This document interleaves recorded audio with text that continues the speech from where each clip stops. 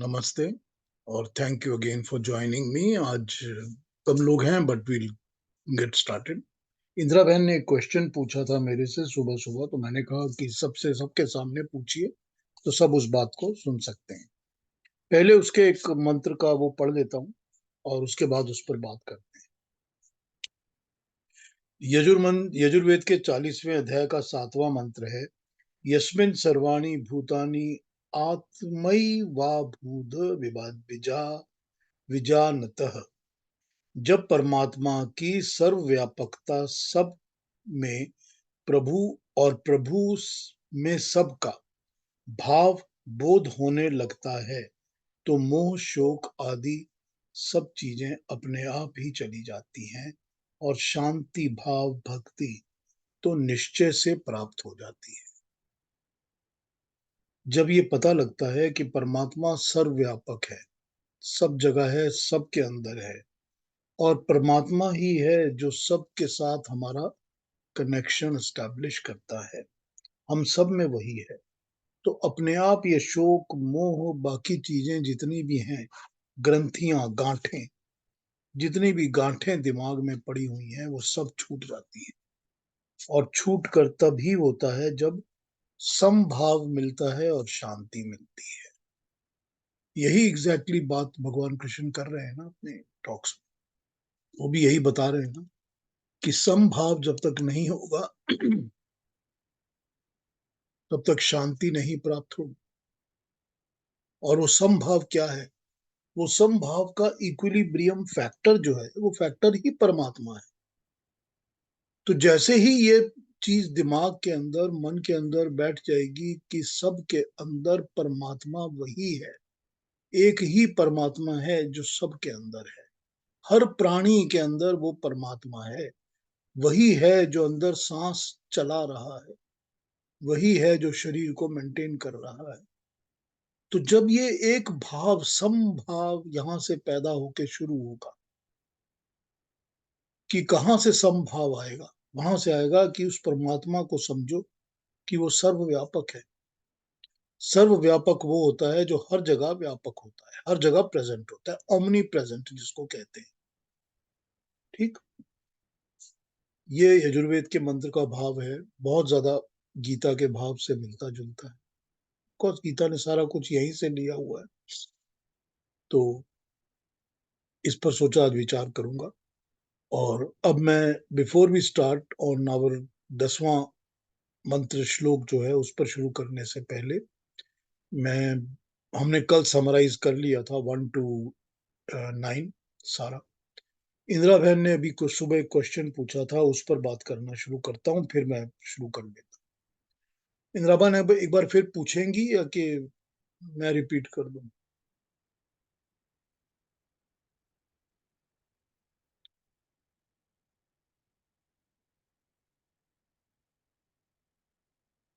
इंदिरा बहन ने वही बात पूछी थी जो केतु जी ने कल पूछी थी। उन्होंने पूछा था कि वो जानवरों के अंदर ये आभास कहाँ से आता है, तो उस पर हमने बात शुरू की थी। तो जैसा मैंने आपको कहा था कि ये जो मॉड्यूला ओब्लंगाटा होता है, जो सर के पीछे की हमारी वो हड्डी होती है जहां पर हमारा सर बैठता है और उसके नीचे हमारी रीढ़ की हड्डी खत्म होती है, बहुत ही नाजुक पार्ट होता है वो। उस पर अगर चोट की जाए तो इंसान मर जाता है। तो ये हल्का सा जो पॉइंट होता है ना, ये डिटरमाइन करता है, क्या डिटरमाइन करता है? ये डिटरमाइन करता है कि तुम सीधे खड़े होने वाले हो या इस तरह से चलने वाले। मनुष्य के अलावा, इंसान के अलावा सीधा कोई खड़ा नहीं होता, क्योंकि कोई भी सीधा खड़ा नहीं होता, उसकी सोचने की, इंटेलेक्ट की शक्ति मनुष्य जैसी नहीं होती। जब तक वो सीधा खड़ा नहीं होता, वो उस तरह उस लेवल की थिंकिंग कर नहीं सकता जैसा कि मनुष्य कर सकता है। ये फर्क होता है हर एक प्राणी में और मनुष्य में। This is why the animals are not able to as intelligently think as human beings can, क्योंकि वो इंटेलेक्ट उनकी उस तरह से डेवलप नहीं हो सकती। वो उस पे ही डिपेंड करता है कि मेरुदंड, पीठ, रीढ़ की हड्डी सीधी है या नहीं। तो ये चीज़ तो बहुत ज़रूरी है। दूसरी बात, जैसा मैंने आपको बताया था कि मैं ये मानता हूँ कि वो जो यहाँ पर एक सेंसिटिविटी का पॉइंट है, जिस पॉइंट में जब वो जन्म लेने लगती है आत्मा शरीर के अंदर, तो उसको ये आभास हो जाता है कि तुमको ये जन्म मिल रहा है, कि तुमको ये शरीर मिल रहा है जो कि रेंगेगा सिर्फ सांप की तरह, या पानी में मछली की तरह चलेगा, या जंगल में जाके बंदर की तरह बैठा होगा, या जंगल में शेर की तरह घूमेगा, या बकरी बन जाएगा, या पंछी बन जाएगा, बर्ड बन जाएगा। तो जब ये एहसास होता है आत्मा को, तो वो आत्मा उस शरीर की अडेप्टेबिलिटी पर काम करने लगती है, क्योंकि ये आत्मा का गुण है कि वो अडेप्ट कर लेगी जाके, क्योंकि उसको जो शरीर मिल रहा है उसको अडेप्ट करना ही पड़ेगा। ये तो हो नहीं सकता कि बकरी का शरीर मिल गया और वो चील की तरह उड़ने की बात सोचने लगे और इधर-उधर से झटके मारता रहे, ये तो हो नहीं सकता। तो उसको जो शरीर मिलेगा, उसको शरीर की अडैप्टेबिलिटी करनी पड़ती है आत्मा को, और ये आभास, ये नॉलेज यहाँ पर पीछे आके उस पैदा होने के पहले उसको हो जाता है। अब क्वेश्चन ये है कि क्या वो पछताता है और क्या वो अपने कर्मों को याद करता है? मेरा ख्याल है कि पहली बात तो ये है कि उसको पछताना या एनालाइज़ करना, ये इंटेलेक्ट तो उसके पास अब होता नहीं है। क्योंकि वो उस तरह से खड़ा तो होता नहीं मनुष्य की तरह, इंसान की तरह, कि वो एनालाइज़ कर सके। लेकिन उसको ये पता है कि मुझको अपने कर्मों के कारण ये शरीर मिला और मुझे ये शरीर का धर्म निभाना है। तो जितने दिन वो उस शरीर का धर्म निभाता है, वो वही कर्म करता है, जो उसकी योनि या उस शरीर वाला कोई भी कर सकता है। बस वो वही कर्म करता है। उसके बियॉन्ड वो कुछ कर नहीं सकता। तो ये पूछा था इंदिरा बहन ने, और वो फिर उस बात पर आना शुरू हो गया कि हम भी तो देखते हैं ना, अलग-अलग जानवरों में अलग-अलग बिहेवियर देखते हैं ना। अब मैंने बात एग्ज़ाम्पल यूज़ किया था कि जैसे हम देखते हैं कि शाम के वक़्त जितनी बर्ड्स होते हैं, पंछी होते हैं, वो सारे इकट्ठे ब्रांचेज़ के ऊपर इकट्ठे बैठ जाते हैं, या पावर की लाइन्स के ऊपर या केबल्स के ऊपर इकट्ठे बैठे होते हैं सारे, और इकट्ठे बैठ के चूँ-चूँ, चैं-चैं करते रहते हैं सब एक ही जैसे। कौन-सी ऐसी चीज़ है जो उनको कहती है कि शाम को इकट्ठे बैठो? कुछ तो है ना, कोई आभास तो है ना, हमको नहीं समझ में आता होगा, कुछ आभास तो ऐसा है ना। मेरी माँ कहती थी कि शाम को बैठ के सारे पंछी जो हैं वो संध्या किया करते हैं।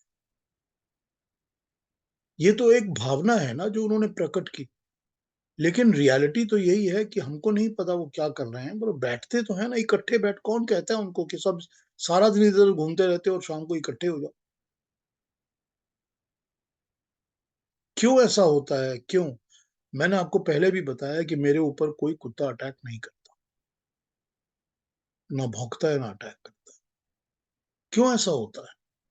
क्योंकि उसमें भी तो सेंस है ना, उसके अंदर भी तो वो बात है ना।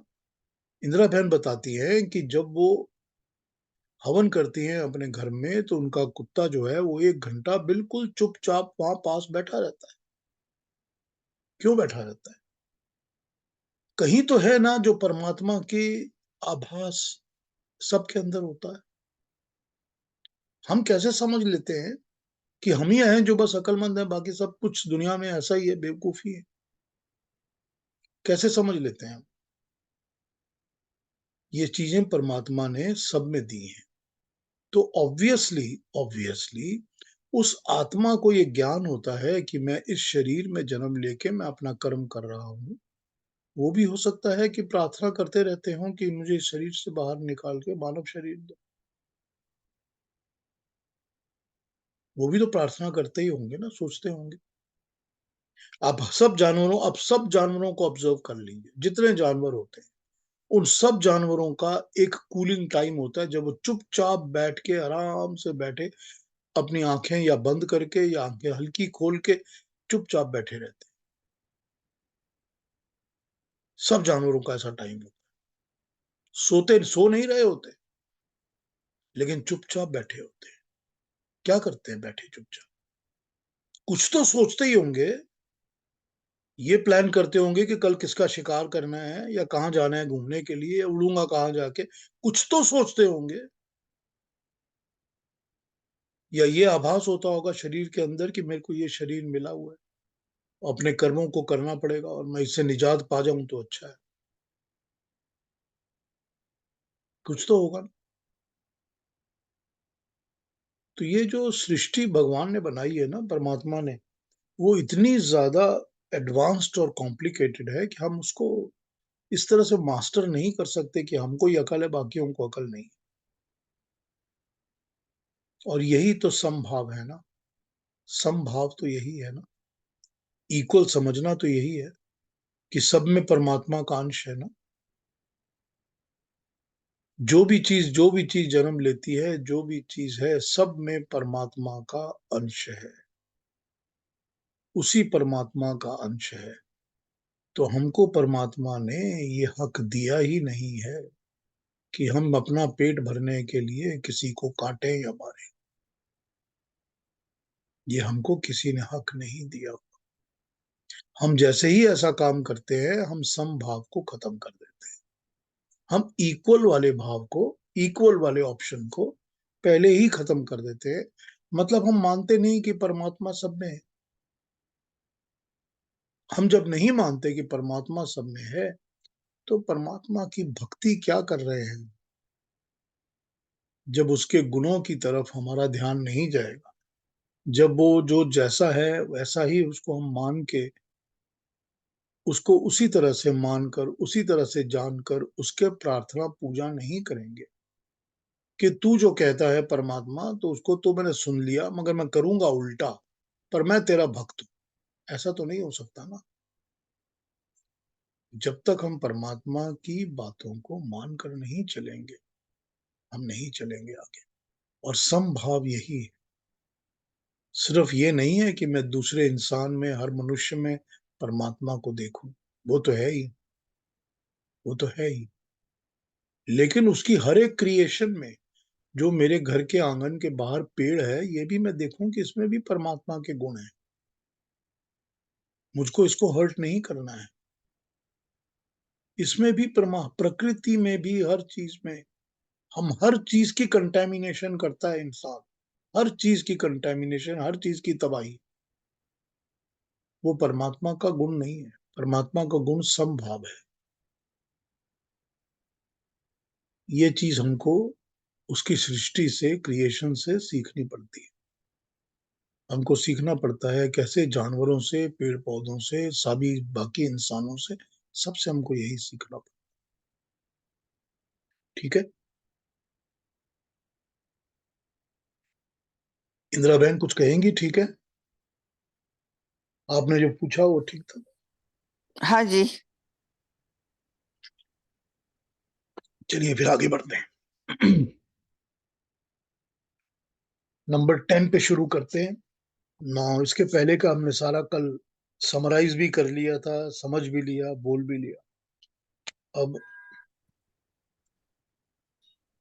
ये सारी चीजें करने के बाद, जो कि बेसिक इंट्रोडक्शन उन्होंने हमको योग दर्शन की दे दी है, तो अब वो योग दर्शन पर बिल्कुल सीधा उतर के आ जाते हैं भगवान कृष्ण, और योग से ही निकाल के कोटेशन देना शुरू करते हैं।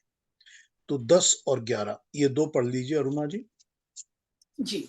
Thank you. योगी युञ्जीत सततम् आत्मानं रहसि स्थितः एकाकीयत चित्तात्मा निराशीरपरिग्रहः शुचौ देशे प्रतिष्ठाप्य स्थिरमासनमात्मनः नात्युच्छ्रितं नातिनीचै चैलाजिनकुशोत्तरम्। Thank you Aruna ji. देखिए क्या कह रहे हैं भगवान कृष्ण। योगी युंजीतः, जो योग कर्म वाले योगी होते हैं, कर्म योगी होते हैं, वो जुड़ जाते हैं सततम, सतत, लगातार, कॉन्टिन्यूअसली, आत्मानम, अपनी आत्मा, अपने मन के साथ, रहसी, एकांत में स्थित बैठकर, एकाकी, यत चित्तात्मा, चित्त तथा आत्मा जिसके वश में कर लिया हो, निराशी, किसी भी कामना या किसी की दास्ता, गुलामी को छोड़कर, अपरिग्रह संचय और परिग्रह को छोड़कर, जमा करने को कि मैंने सब कुछ अपने लिए ही लेना है, इस भावना को छोड़कर। बिल्कुल स्ट्रेट फॉरवर्ड योग दर्शन के प्रिंसिपल्स इन्होंने यहाँ पर कोट कर दिए हैं, बिल्कुल स्ट्रेट फॉरवर्ड।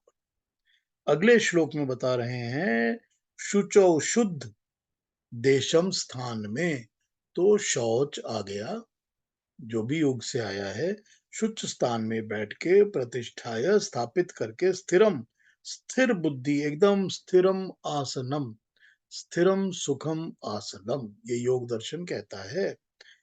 आसनम, आसन पर, आत्मनम, अपने आप को, अति, बहुत ऊंचा भी नहीं और बहुत नीचा भी नहीं, मतलब कोई ऐसा जरूरी नहीं है कि पहाड़ की चोटी पर ही बैठा जाए या समुद्र के पास ही जाके, वैसा जरूरी नहीं है।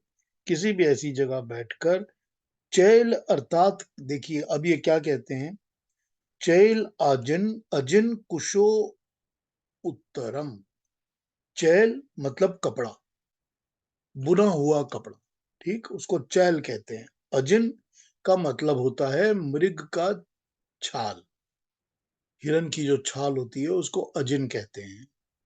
कुश का मतलब होता है कुशा घास, कुश की जो घास होती है, वो कुश की घास का आसन, अर्थात इसमें से किसी भी एक चीज का आसन बनाकर उस पर बैठ जाएं। अब आइए इसको समझते हैं अर्थों को, और उसके बाद इस पर बात करते हैं।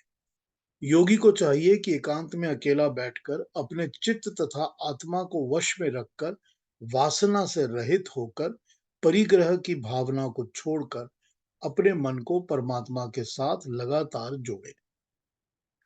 स्वच्छ स्थान में अपना स्थिर आसन बिठाकर, ऐसी जगह जो कि ना बहुत ऊंची ना बहुत नीची हो, और आसन पर पहले या तो कुशा, घास का आसन, या तो मृग छाल, या उसके ऊपर कपड़ा कोई बिछाकर तब बैठें।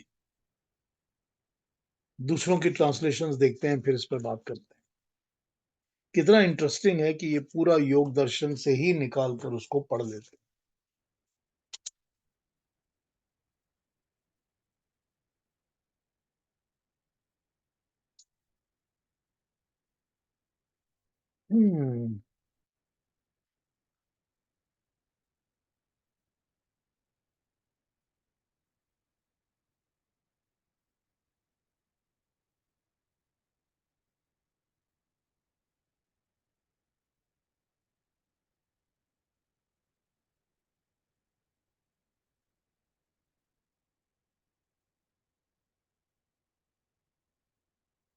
एकांत में स्थित, अकेला, चित्त और आत्मा को वश में किए हुए, कामना रहित, समग्र सामग्री के बोझ से रहित, योगी अपने आप को सदा एकाग्र करता रहे। पवित्र स्थान में सबसे सबसे नीचे वस्त्र, और या उसके ऊपर मगचर्म, या उसके ऊपर कुशासन, कुशासन बिठाकर, न अत्यंत ऊंचा न अत्यंत नीचा, इस प्रकार का स्थिर आसन जमा कर बैठ जाए। और भी देख लेते हैं ये क्या कह रही हैं गीता प्रेस वाली। Living in seclusion all by himself, the yogi who has controlled his mind and body and is free from desires and void of possessions, should constantly engage his mind in meditation, having firmly set his seat in a spot which is free from dirt and other impurities with the sacred kusha grass, deer skin or cloth spread thereon upon the baby on top of each other or individually, and should sit in the neither very high nor very low position.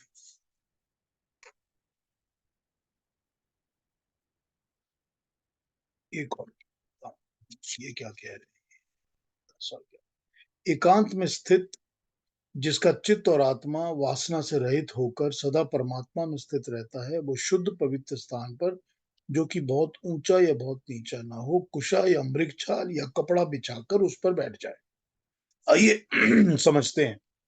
ये सारे के सारे को इन्होंने उसी तरह से योग दर्शन से निकालकर हमको बता दिया है। तो क्या बता दिया है? बता दिया है पहली बात कि एकाग्र मन होना चाहिए, कॉन्सेंट्रेटेड माइंड। अगर कॉन्सेंट्रेटेड नहीं होगा तो इंसान ध्यान में कैसे बैठेगा? फिर इन्होंने क्या बताया? परिग्रह। क्योंकि पूरा एक अष्ट 8 भाग जो है योग का, अष्टांग योग के जो अंग हैं, उसमें से एक भाग अपरिग्रह है।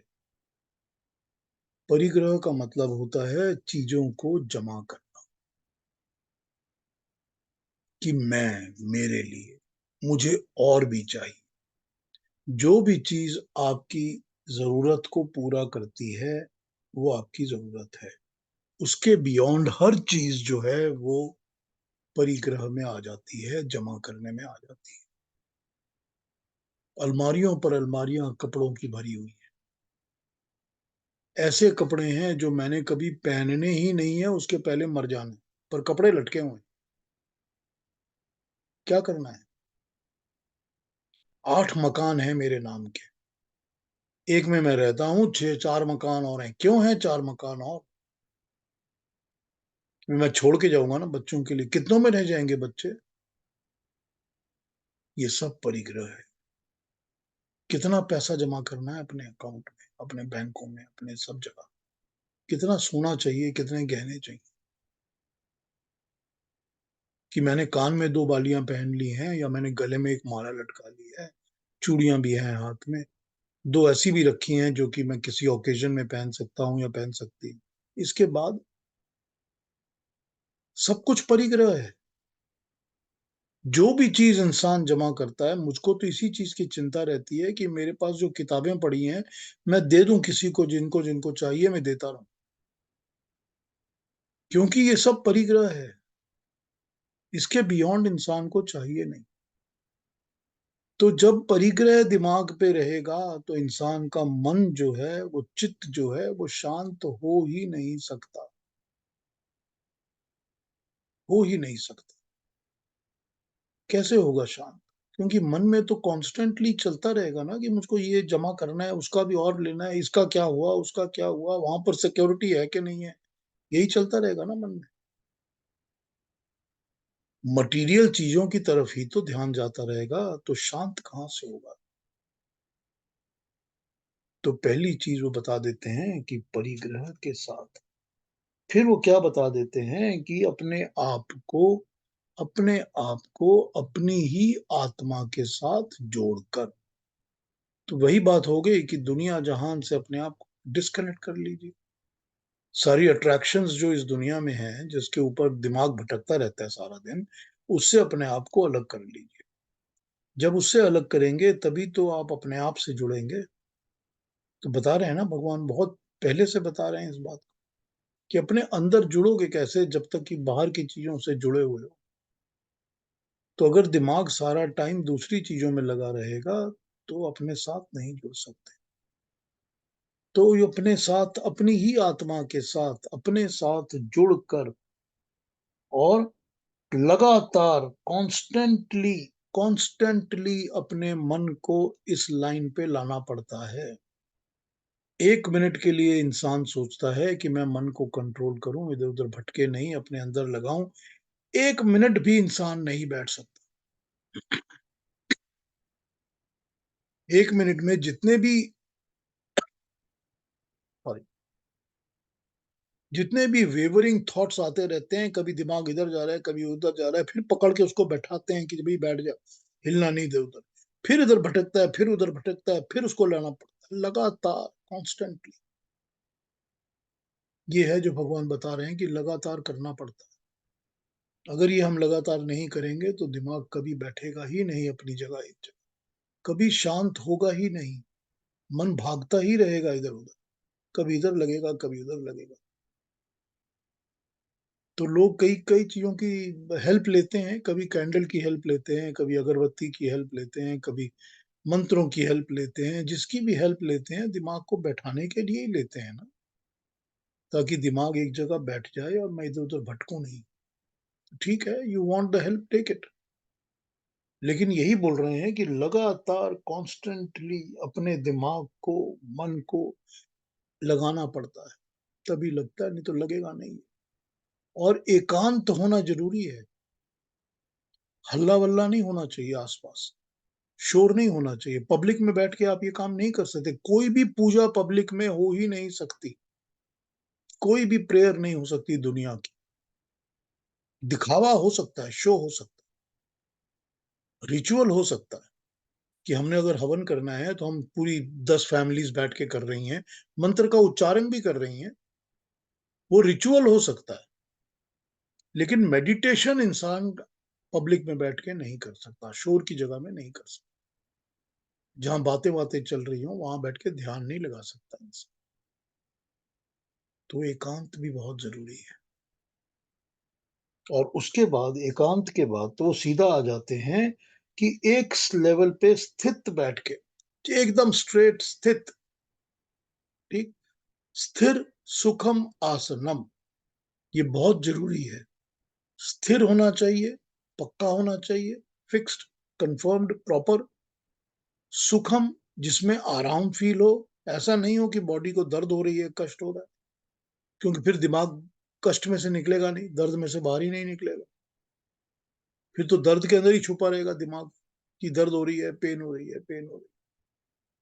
तो स्थिर भी होना चाहिए, सुखम भी होना चाहिए, और आसन वैसा ही होना चाहिए जिस पर हम बैठे हैं। उसके बाद वो बोलते हैं अपने चित्त को, कॉन्शियस को, सब कॉन्शियस को इकट्ठा करके आत्मा पे लगाइए। अब देखिए, एक प्रॉब्लम ये होती है कि आत्मा क्या चीज है, क्योंकि हमने तो कभी देखी नहीं है, उसका स्वरूप क्या है, उसको कैसे इमेजिन करें कि उसमें लगाएं, बड़ा मुश्किल हो जाता है ना। क्योंकि जो चीज कभी देखी नहीं है, किसका पता ही नहीं है, जिसका कोई रूप नहीं है, जिसका कोई पता, फॉर्म नहीं है, कुछ नहीं है, उस पर दिमाग कैसे लगाए, अपने सारी कॉन्शियस सब कॉन्शियस माइंड को लगाएं कैसे। तो ये बहुत मुश्किल काम है, इसीलिए इसको लगातार करते रहना पड़ता है। और इसको करने के जो उपाय हैं वो सारे बता दिए जाते हैं ना, एक एक करके, कि भाई ऐसे बैठो, ऐसा करके अपने माइंड को रखो, इस तरह कंट्रोल करो, बाहर की चीजों से डिटैच करो, बाहर की चीजों पर मत सोचो। तो जब ये सारे काम करोगे और वासना से, कामना से रहित हो जाओगे, अटैचमेंट्स को छोड़ दो, कामनाओं से रहित हो जाओगे, आशाओं से रहित हो जाओगे कि मुझको ये मिलेगा, वो मिलेगा, ये भी आना है, वो भी करना है, आज 2 बजे इसने आना है, ये इतनी चीजें लेकर आएगा, 4 बजे वो लेकर आएगा, इतने पैसे वहां से आ जाएंगे, इंटरेस्ट की इनकम आज आ जाएगी।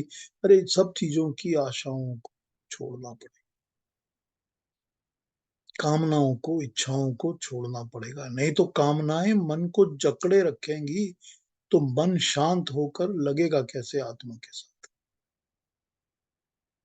कामनाओं को छोड़ना पड़ेगा। और फिर वो बोलते हैं परिग्रह, कि वही अपरिग्रह, जमा करने का, मेरा, मैं, मेरे, मैं, मेरा, मेरे, मैं, वही है ना सारा कुछ।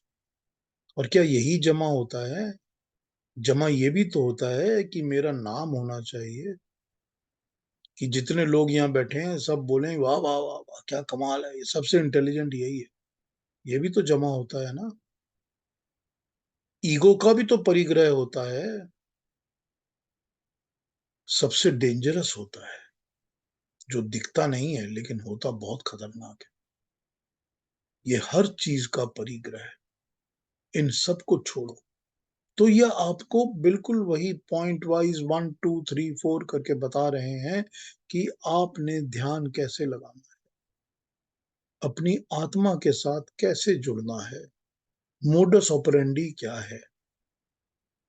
और अगले श्लोक में ये आपको बताते हैं कि शुद्ध, शुद्ध मतलब क्लीन, प्योर, अच्छी जगह। अच्छी जगह प्योर क्यों होनी चाहिए? हम और आप कोई भी किसी गंदी जगह पे तो नहीं बैठते हैं ना, बैठना भी नहीं अच्छा लगता ना। जहां पर बदबू आ रही हो, कचरा पड़ा हो, पता हो गंदी है, कोई कहां पर खड़ा बैठ सकता है वहां पर?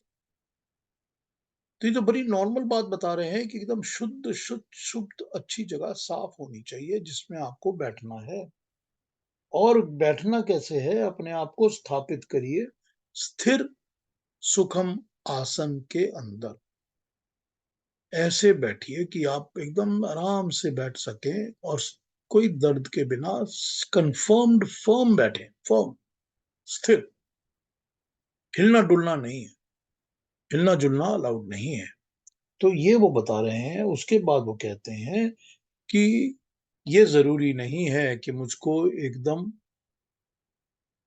क्राउन के ऊपर बैठना है। आसन मतलब ये नहीं है कि मुझको जो राजा की गद्दी है उस पर बैठ, और ये भी नहीं है कि मैं बहुत ही ज्यादा नॉर्मल आदमी हूं तो मैं एकदम नीच से नीच जगह जाके बैठ जाऊं। तो ये ऊंच नीच जो है ना, ये सामाजिक तत्व के ऊपर है कि वो सामाजिक ऊंच नीच का ख्याल नहीं करना यहाँ पर।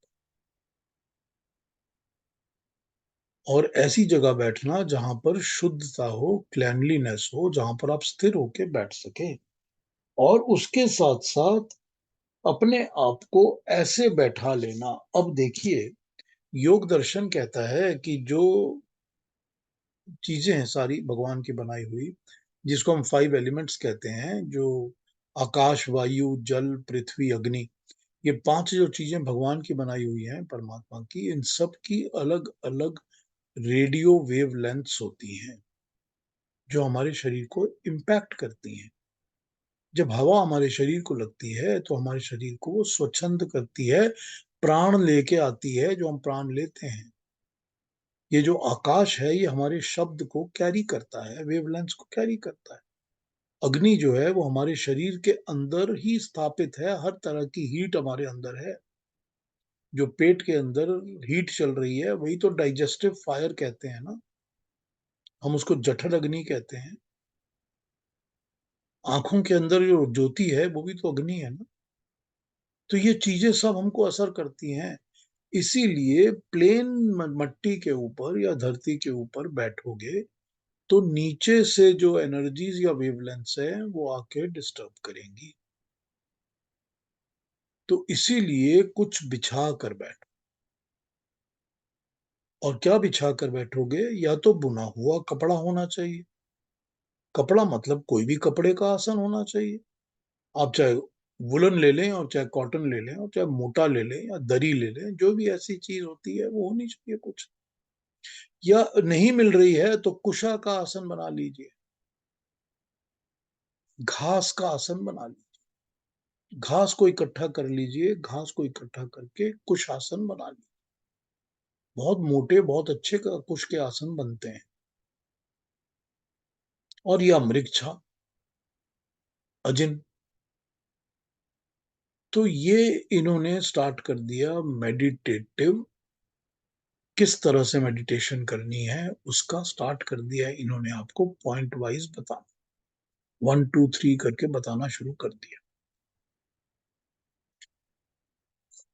अब इसमें एक बार प्रश्न पहले उठा था कि जब किसी जानवर को मारना हम मना करते हैं तो मृग छाल क्यों कही गई है? तो फिर हिरन की छाल कहां से आ गई? तो इसमें यही उत्तर मिलता है कि हिरन की छाल हिरन को मार के नहीं ली जाती।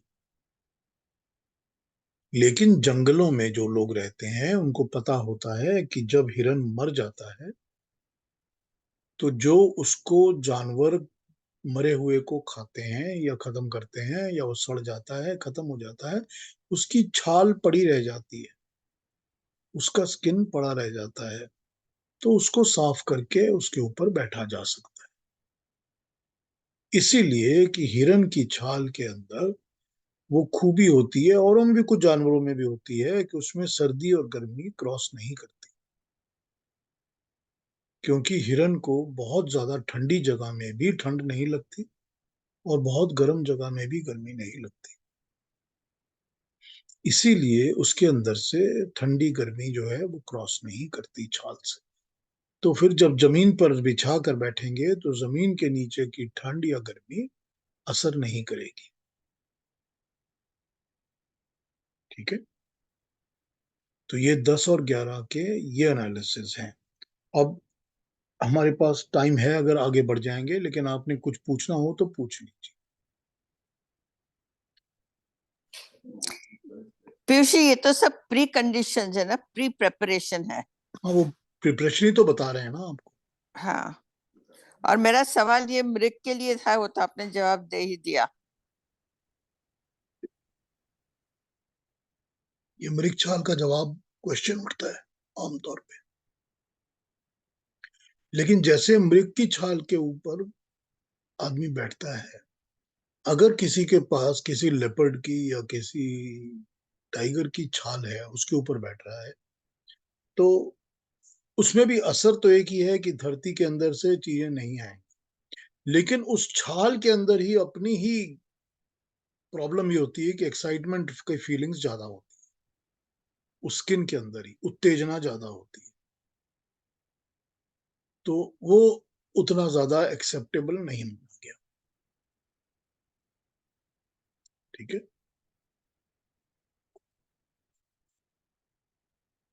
हाँ जी, कोई और प्रश्न, कोई और पूछेंगे कुछ?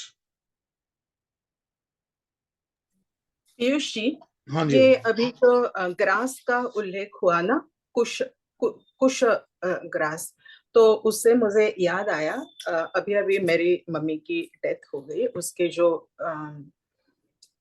पूजा वगैरह की गई, तब गुरुजी ने जो पूजा कर रही थे उसके हाथ में एक ऐसे पहना दिया, मंत्र में बोलने से पहले और उन्होंने समझाया कि वो जो ग्रास है वो एक खास तरह का ग्रास है, और शायद वो कुश ग्रास ही होगा, और वो उसकी खासियत क्या है, तो वो जो मंत्र बोला जाता है वो कैरी करने की उसमें शक्ति होती है।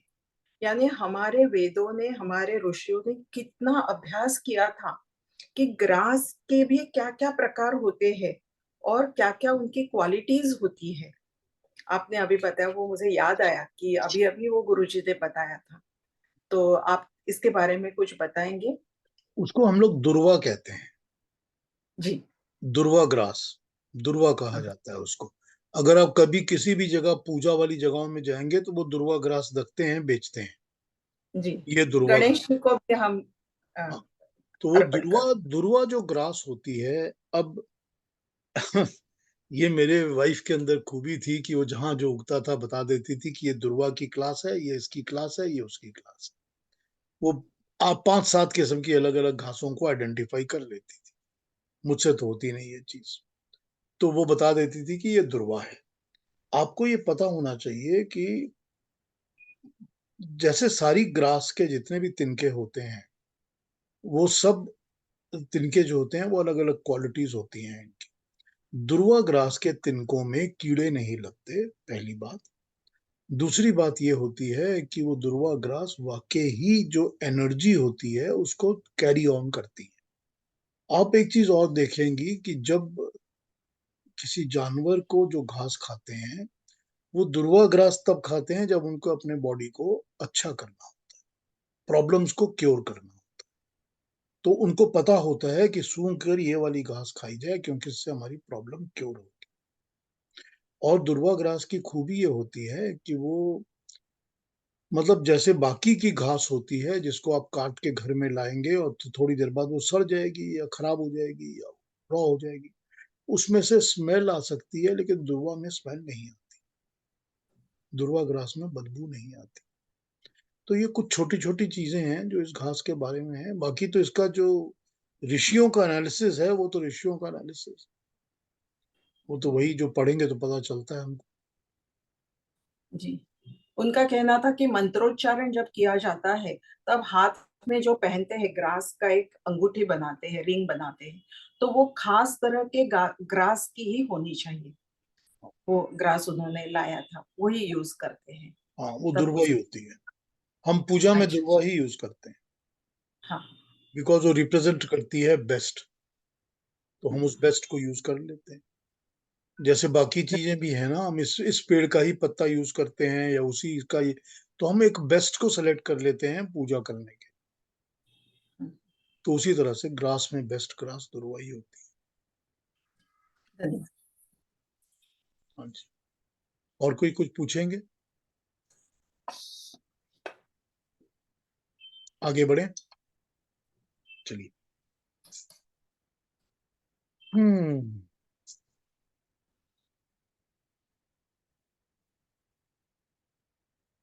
बा, 12 और 13 एक साथ किए जाएं या सिर्फ 12 पे बात की जाए टाइम के हिसाब से? 12 और 13 दोनों हो सकते हैं। चलिए, आप 12 और 13 पढ़ दीजिए, शुरू करते हैं। तत्रैकाग्रं मनः कृत्वा यतचित्तेन्द्रियक्रियः उपविश्यासने युञ्जात् योगमात्मविशुद्धये समं कायशिरो ग्रीवन् धारयन्नचलं स्थिरः सम्प्रेक्ष्य नासिकाग्रं स्वन् दिशश्चानवलोकयन्। Thank you very much. इनको समझ लेते हैं शब्दों को। तत्र ऐकाग्रम, वहां पर एकाग्र होकर, मन को एकाग्र करके, कंसंट्रेट करके, मन को कृत्वा करके, यत चित्तेंद्रिय क्रिया, चित्त और इंद्रियों की क्रियाओं को वश में करके, इंद्रियों की और चित्त की क्रियाओं को, एक्टिविटीज को वश में करके, उपविषय बैठकर, आसन पर, युंजात योग की अवस्था में जुड़े हुए, आत्म विशुद्धय अंतःकरण और मन की शुद्धि को करने के लिए, अंतःकरण की और मन की शुद्धि को करने के लिए। समम, एक समान, एक सीधा, स्ट्रेट, कार्य शिरो ग्रीवम, काया बॉडी, शिरो सिर, तथा ग्रीवा गर्दन। तो बॉडी, सिर, पीठ, सिर और गर्दन एक लाइन में स्ट्रेट होनी चाहिए। ठीक, ये बहुत जरूरी है मेडिटेशन के लिए, एक लाइन में स्ट्रेट होनी चाहिए। धार्यम, धारण करके, अचलम, बिना हिले डुले, स्थिरम, स्थिर, संप्रेक्षय, देख कर, नासिकाग्रम, नासिका के अगले भाग पर, नाक के फ्रंट पर, स्वयं, दिशा, इधर उधर दिशाओं की ओर ना देखता हुआ, वहां मन को एकाग्र करके, चित्त और इंद्रियों की क्रियाओं को रोक कर, आसन में बैठकर, आत्म शुद्धि अर्थात अंतःकरण या मन की शुद्धि के लिए योग से जुट जाए। अपनी पीठ, सिर और गर्दन को सीधा अर्थात सीध में एक साथ रखते हुए, अचल रहकर, बिना हिले डुले, स्थिर होता हुआ, नासाओं के अग्र भाग पर बुद्धि को जमाकर, अन्य किसी दिशा में ना देखता हुआ। और भी एक पढ़ लेते हैं।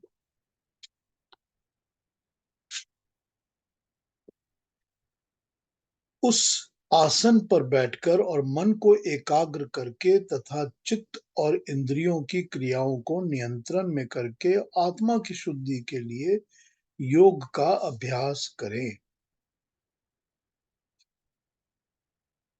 इसका नोट पढ़ते हैं। योगाभ्यास की प्रारंभिक क्रियाएं इस प्रकार बताई गई हैं। चित्त और आत्मा वासना से रहित हो, इंद्रियों में विषयों का भाव नहीं होना चाहिए, मनुष्य के कार्य विषयों से प्रेरित होकर ना हो, वरना मुश्किल में पड़ जाएंगे। उसकी जगह कल्याण की भावना होनी चाहिए। परमात्मा में स्थित मत का भी उसका भी राय ये है कि उसका मतलब ये है कि मनुष्य एक क्षण के लिए भी ना भूले कि इस संसार को नियंत्रण में रखने वाला एक वही महान शक्तिशाली परमात्मा है। योगाभ्यास के लिए बैठने का स्थान उचित होना चाहिए। स्थान साफ सुथरा होना चाहिए, पवित्र होना चाहिए, ना बहुत ऊंचा ना बहुत नीचा। ऐसे स्थान पर बैठकर, साथ ही स्थान के अंदर आसन को लगाकर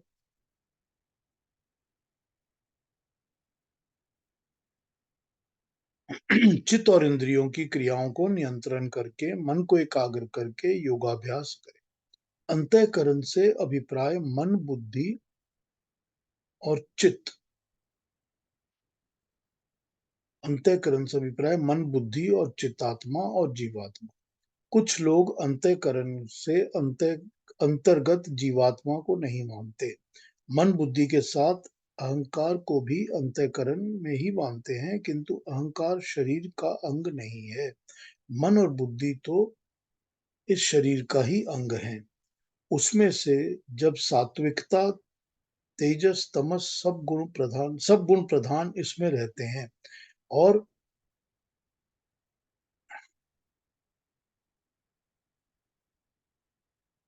बुद्धि भी वैसी ही हो जाती है जैसी कि सात्विक होती है, तेजस या तामस होती है।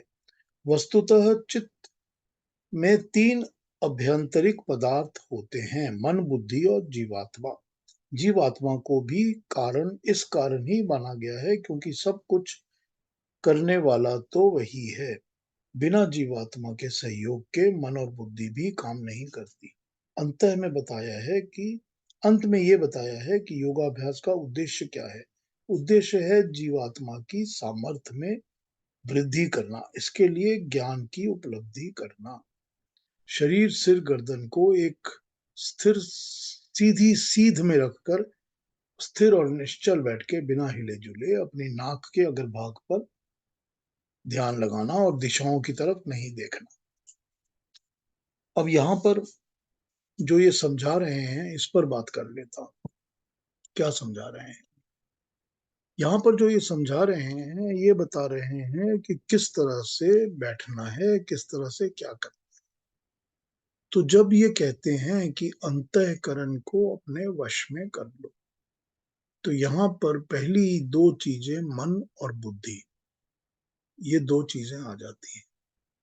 जब हम मन और बुद्धि को अपने कंट्रोल में रखेंगे और इधर उधर भटकने नहीं देंगे, तो हमारी जो चित्त है वो अपने आप एकाग्र हो जाएगी, मतलब कॉन्सेंट्रेटेड हो जाएगी। तो सबसे पहली बात यहाँ पर जो है वो मन और बुद्धि पर आ जाती है।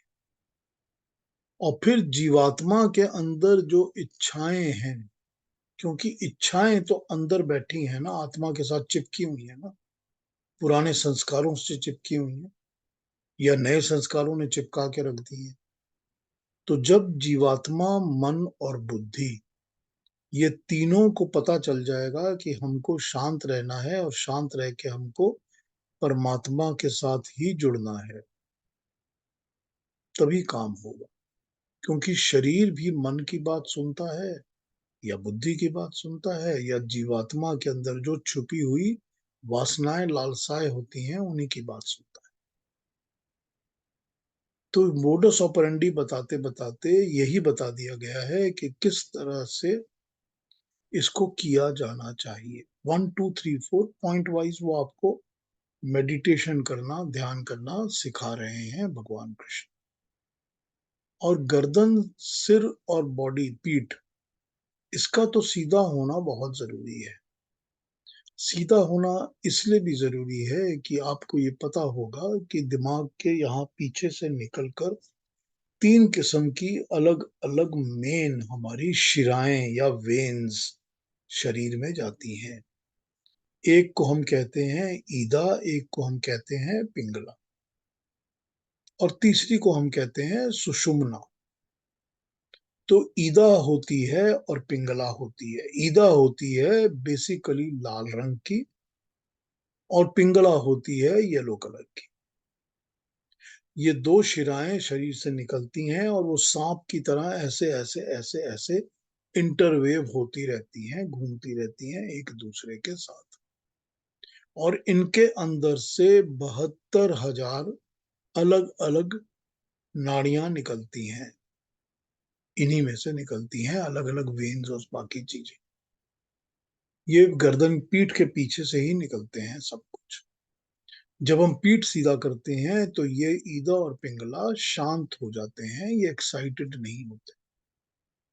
इसके बाद तीसरी जो है सुषुम्ना नाड़ी, वो सुषुम्ना नाड़ी होती है जो दिखती नहीं है, लेकिन वो होती है बिल्कुल माइन्यूट। वो हमारी सर के यहाँ से, टॉप से लेके एकदम रीढ़ की हड्डी के नीचे मूलाधार तक एक लाइन में चलती है, सीधी स्ट्रेट लाइन में, लाइट की तरह, लाइट बीम की तरह।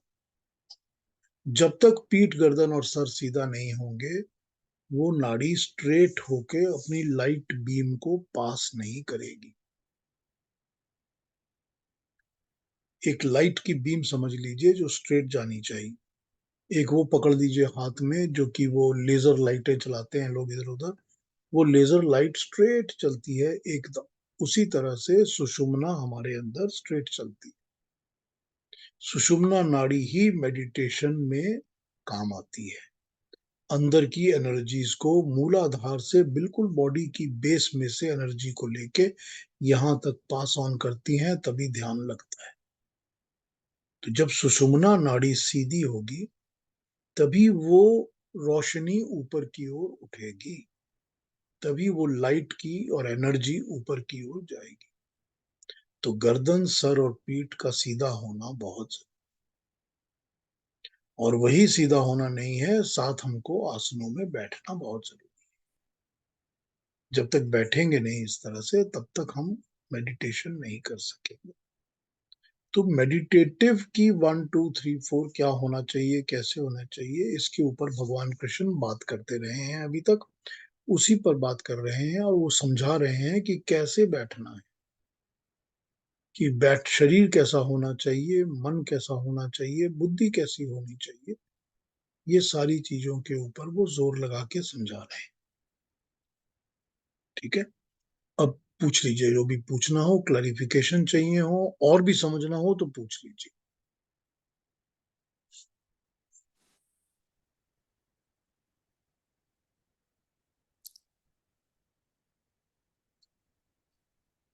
अच्छा लगा।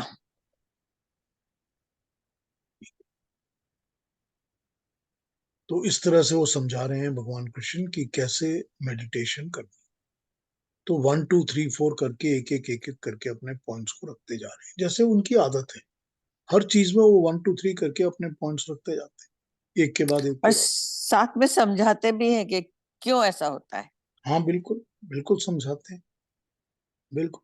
कोई सीक्रेट तो वो रखते ही नहीं है भगवान कृष्ण, किसी चीज की कोई सीक्रेट नहीं है। ये तो है नहीं कि तुमको मना है, मैं भगवान हूं, मैं करता हूं, तुम नहीं कर सकते, ऐसा तो कुछ है नहीं। वो सारी चीजें बिल्कुल स्ट्रेट बता देते हैं, ऐसा करो, ऐसा करो, ऐसा करो, प्रैक्टिकल बताते हैं समझा के कि ये ऐसा होगा, ये करोगे तो ऐसा होगा, ये नहीं करोगे तो ऐसा होगा। प्रैक्टिकल बता देते हैं ना। तो ये वो ऋषि, बता आप रहे हैं। हाँ जी, क्या बोल रही हैं? आपने एक बार बोला कि यदि दूसरे विचार आते हैं और यदि हम लोग बोले कि चले जाओ तो चले जा सकते हैं। रेगुलरली कहेंगे तो चले जाएंगे। आप किस चीज से, देखिए मेरे को एक बात बताइए, आप कौन सी चीज ऐसी हैं जो कि अपने दिमाग को कंट्रोल करके नहीं समझाती? अगर दिमाग में ख्याल आता है कि मुझको तो रोज पानी पूरी खाती है, तो आप अपने दिमाग को समझाती हैं ना कि इस दिमाग के इस ख्याल को बाहर निकालो, मुझको रोज पानी पूरी नहीं चाहिए। कुछ तो समझाती है ना अपने दिमाग को, तो वो जी। थॉट चला जाता है ना। तो इसी तरह से जो भटकने वाले जितने भी विचार दिमाग में आते हैं, अगर आप उनको कहेंगे कि मुझको ये विचारों की आवश्यकता नहीं है, मुझको अभी तंग मत करो, डोंट डिस्टर्ब मी, चले जाओ। हम्म। ये एक बार नहीं सुनेंगे बात, 2 बार नहीं सुनेंगे बात। आपका मोती है जो आपके पास बैठा रहता है चुपचाप, पहले दिन हो सकता है भौंकता रहा हो, फिर आपने उसको समझाया होगा कि नहीं भौंको भाई, मैं गीता का लेसन सुन रही हूँ, फिर समझ गया ना, ठीक है ना।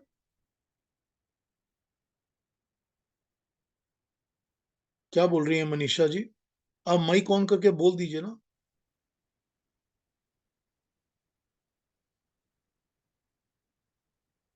मैं ये कह रही थी कि ईश्वर भगवान और सारे महापुरुष सबके मित्र होते हैं और सबके शुभ चिंतक होते हैं। तभी तो महापुरुष होते हैं ना। अगर शुभ चिंतक नहीं होंगे तो राक्षस हो जाएंगे।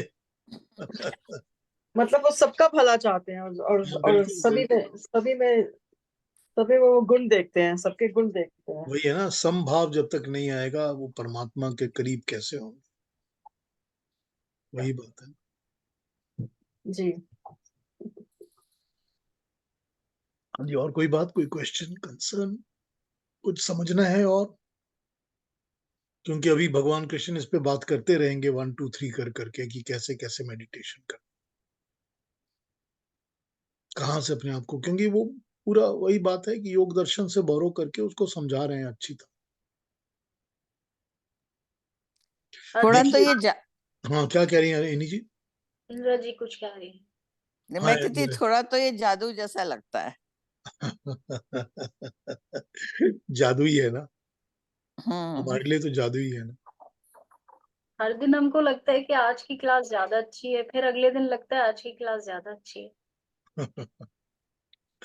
अच्छा है, रोज प्रोग्रेसिव होते रहते हैं ना हम भी, हम्म। कोई नई चीज सीखते हैं, हमारा दिमाग भी नई चीज एक्सेप्ट करता है, तो अच्छा लगता ये सारी बातें आपने पहले भी डिस्कस की थी काफी महीने पहले, लेकिन आज जब की हैं तो और डिटेल में बताया तो और अच्छा लग रहा है। है। वही बात है ना। गीता में आ गई ना सारी बातें, जब आ गई तो हमने उसको एक एक करके बताना शुरू किया, समझाना शुरू किया। हाँ जी, और कोई क्वेश्चन, कोई कंसर्न्स? अलका जी कुछ कहेंगी?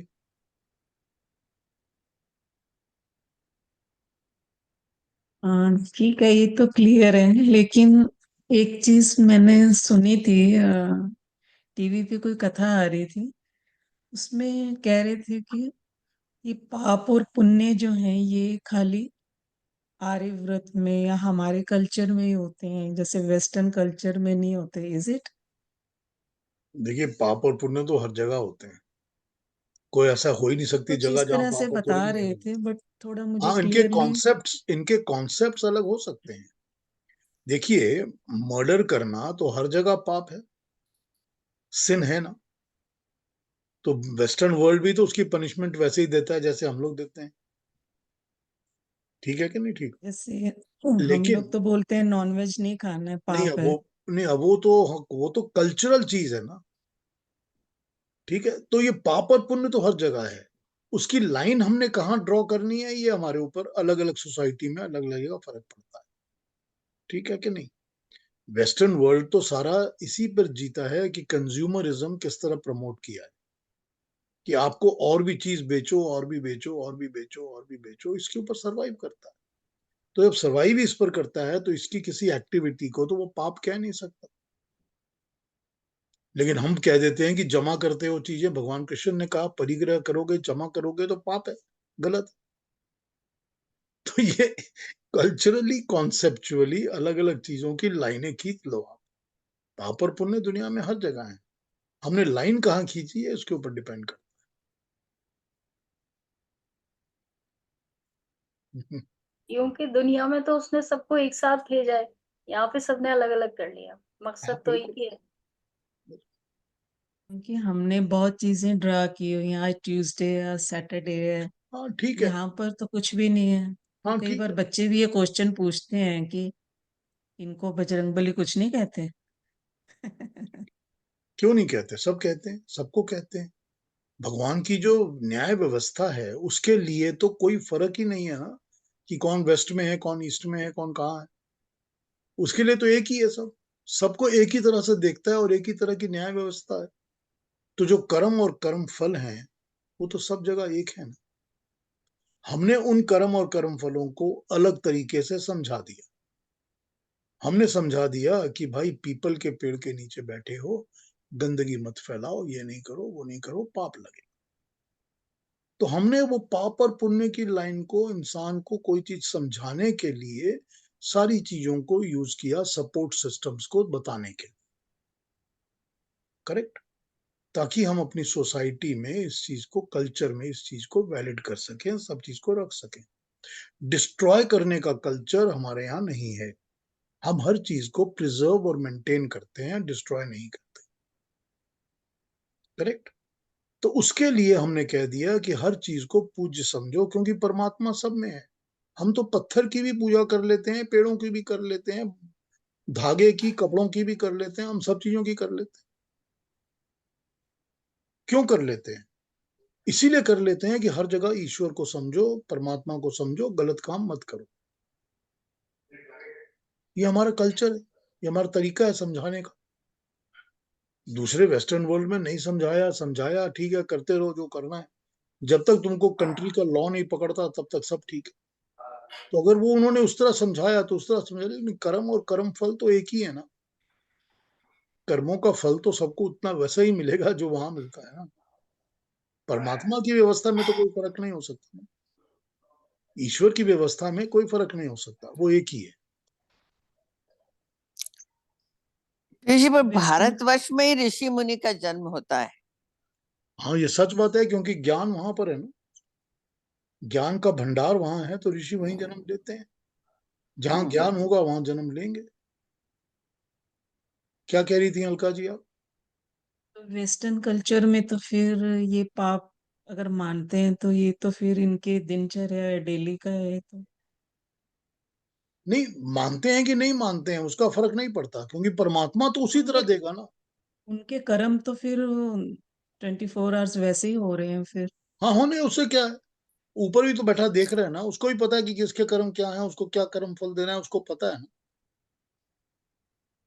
कॉन्शियसली अगर इंसान कर्म और कर्म फल पे चिंता करेगा तो अपने आप कर्म सुधरने शुरू हो जाएंगे। अगर कॉन्शियसली चिंता करेगा, यहाँ नहीं करते ना। यहाँ तो जब बहुत ज्यादा कोई चीज बुरी होती है, बूमरैंग कर जाती है, तब कहते हैं it is a karma getting back at you. हम्म। तब समझ आ जाता है। तो उसके पहले तो समझ में नहीं आता कि हमको कर्म और कर्म फल में फल तो मिलेगा ही मिलेगा। तो अगर वो समझ में आने लग जाए तो कर्मा सारा अपने आप ठीक हो जाएगा। वही बात है ना सारी। हम तो इन चीजों को लिंक कर देते हैं ना। हम क्योंकि इनको लिंक कर देते हैं, इसीलिए हम इनको एक साथ देखकर समझते हैं अपने तरीके से। वो इनको लिंक नहीं करते तो नहीं समझते। अपने तरीके से देखते हैं, अपने तरीके से समझते हैं। हमको अपनी स्वच्छता अपने विचारों में मेंटेन करनी है। ठीक है ना? अगर हमको चाहिए कि हम अपने कल्चर को, अपनी संस्कृति को मेंटेन करके चलें, वेद कहाँ पर दुनिया में नहीं है? संसार में, सृष्टि में सब जगह वेद हैं, वेदों की तरंगे हैं। सुनने और समझने वाले, मेडिटेशन करने वाले जहां भी बैठेंगे, उनको एक जैसे एक लेवल पे सुनाई देगा, समझ में आएगा। अब हमारे वहां पर जो बैठते हैं उनको इस ज्ञान की जरूरत है, पिपासा है, आत्मा के अंदर प्यास है। तो वो बैठ के कंसंट्रेट करते हैं, तो वो ऋषि कहलाए जाते हैं। यहाँ पर भी लोग करते हैं तो बड़े साइंटिस्ट बन जाते हैं, इन्वेंशंस करते हैं, क्योंकि इनका दिमाग उस तरफ लगा होता है, इनको वो दूसरे टाइप का ज्ञान उतना नहीं चाहिए होता। तो जिसके अंदर जो प्यास होगी उसको वो मिलेगा। तो कर्म और कर्म फल तो हर जगह एक ही चलेगा ना, उसमें कोई फर्क तो हो ही नहीं सकता। परमात्मा तो ये सोच ही नहीं सकता कि वो एक भाव से सबको ना देखे, एक ही तरह के कर्म फल ना दे। अब ये ठीक है, दूसरी बात की जो एनिमल योनि में जन्म लेते होंगे तो उनको लगता होगा कि भाई मैं इसीलिए एनिमल योनि में जन्म ले रहा हूँ क्योंकि मैंने पाप किए हैं। उसके बाद मनुष्य बनते हैं, मनुष्य बनने के बाद सुधर जाएंगे, या वो आत्मा के अंदर जो चिपकी हुई संस्कार हैं वो चलते रहेंगे।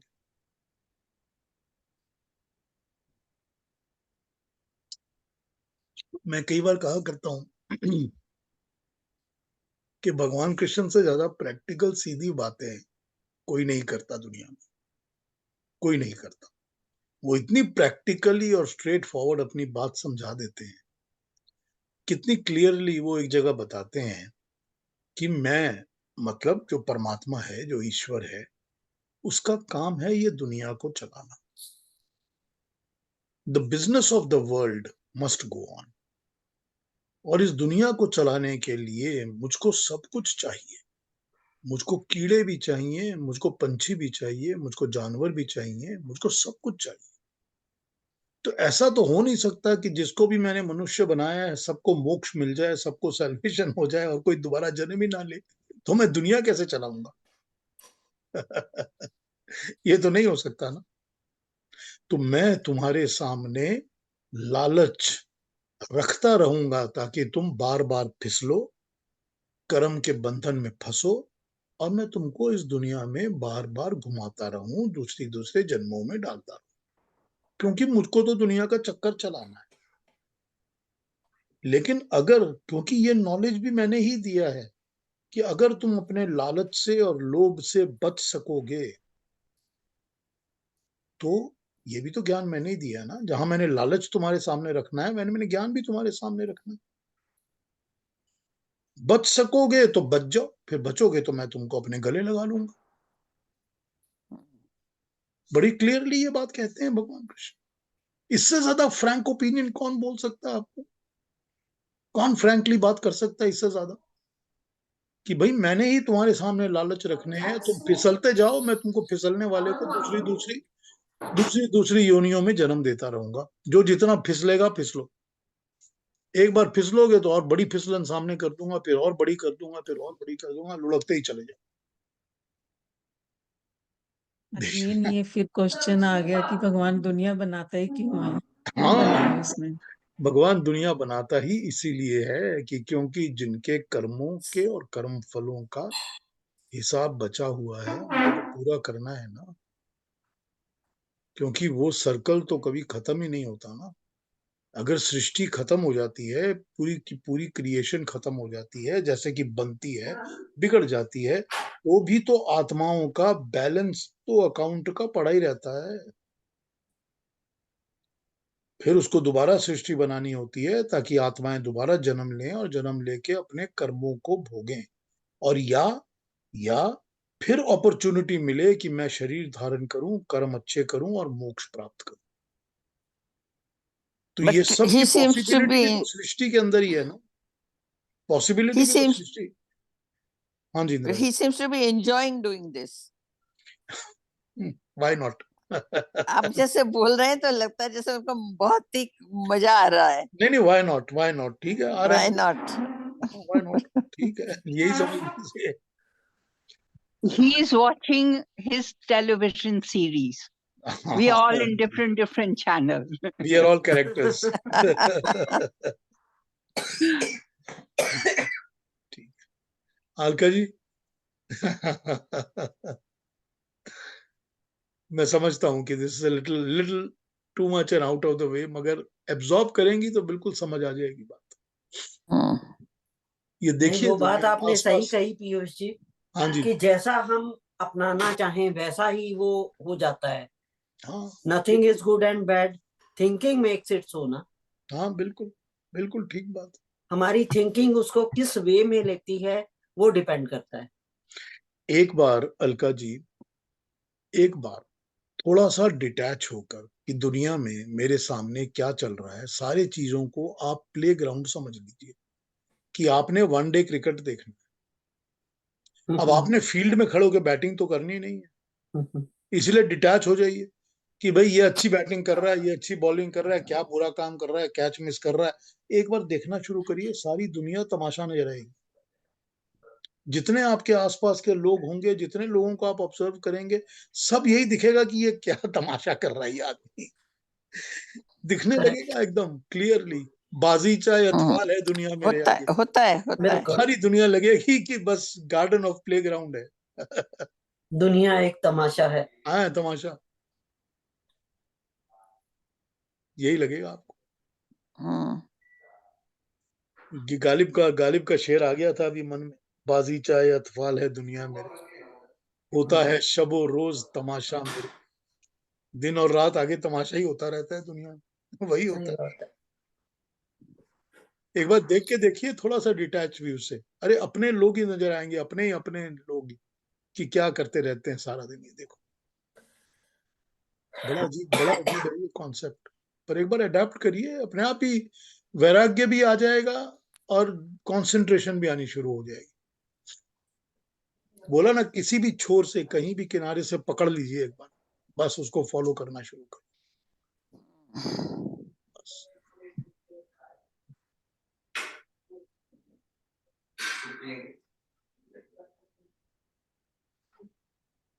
भगवान ने तो सब कुछ अच्छा बनाया है।